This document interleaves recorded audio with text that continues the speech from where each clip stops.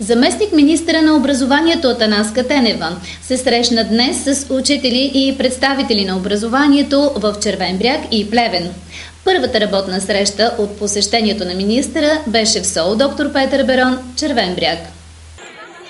Посещението е част от националната работна среща на Министерството по въпросите на образованието.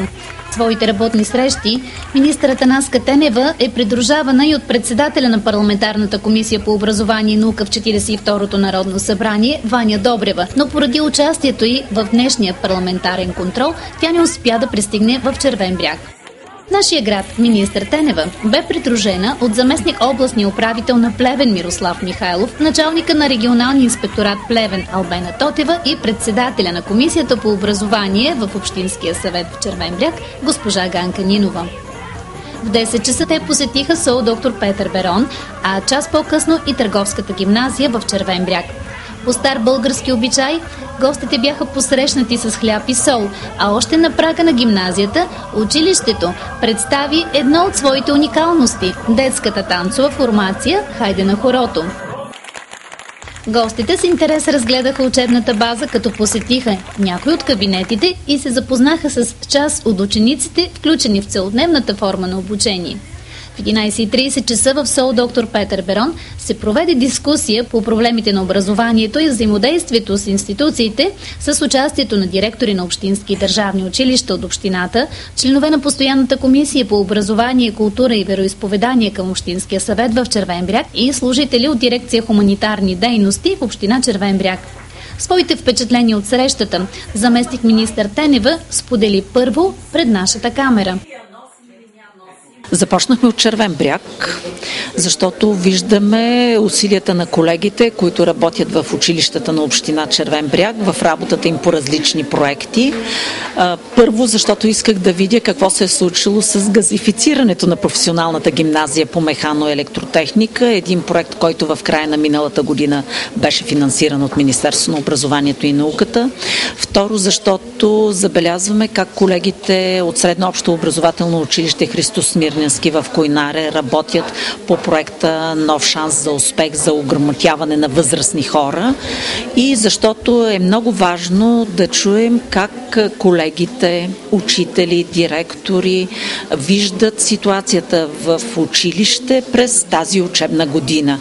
Въпросите, които бяха поставени на днешния разговор в Червен бряг, са свързани с авторитета и привлекателността на учителската професия, с финансирането на българското училище и разбира се, колегите предлагат да продължи работата по финансиране на проекти като успех, като целодневната организация в средищните училища, информационните и комуникационни технологии и разбира се, за мен беше посрещнах с изключително удовлетворение презентацията на Виктор Данчев, който каза, че духът на училището се формира от екипността между ученици, учители и директор.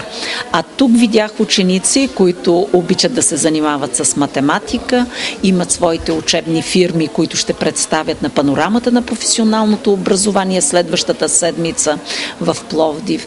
Така че пълноценен е училищния живот, но тук стана дума даже и за работата в детските градини, подготвителната задължителна група, проблемите на учителите от всички етапи и степени на българското училище. Благодаря на колегите от община Червен бряг и весели празници за всички. Още един въпрос. Това, че се срещате по места с хората пряко свързани с образованието, помага ли ви при формирането на предложенията за новия закон на образованието и факта, че с вас на тези работни срещи е и председателя на парламентарната комисия по образование?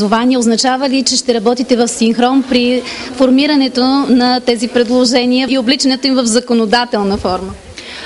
Важно е, защото всяка една законодателна промяна трябва да има обществена подкрепа, трябва да има съгласие в професионалната общност, а когато става дума за образование, трябва да бъде постигнато съгласие не само сред учителите и директорите, а сред родителите, защото проблемите на образованието за тяхното решаване има отговорност и общината, и държавата, и родителя, и училището. Аз и днес зададах въпроси на колегите от община Червен бряг, свързани с структурата на училищното образование, с необходимостта от промяна на нормативната уредба, с работата с талантливите деца. Но това са всекидневни въпроси, които искат своето по-трайно решение.